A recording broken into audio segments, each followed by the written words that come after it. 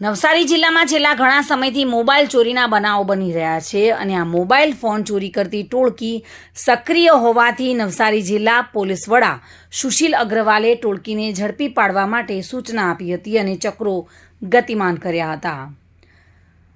જો કે SOG police inspector વિજય જાડેજાએ તમામ ટીમને સૂચના આપી હતી અને તેના આધારે તપાસ હાથ ધરવામાં આવી હતી અને આ બાતમીના આધારે તપાસ કરતા આરોપી છેલ્લા કેટલાક સમયથી સુરત રહેતો આરોપી મુન્નો નવસારી જિલ્લામાં પણ અલગ જગ્યાએ મોબાઈલ ફોન ચોરી કરી સુરત ખાતે વેચાણ કરતો હતો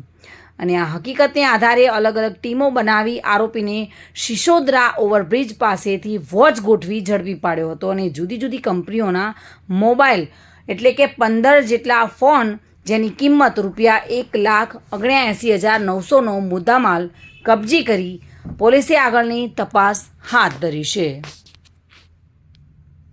ચંદ્રકાંત ધમલ સાથે bureau report, today Gujarati news.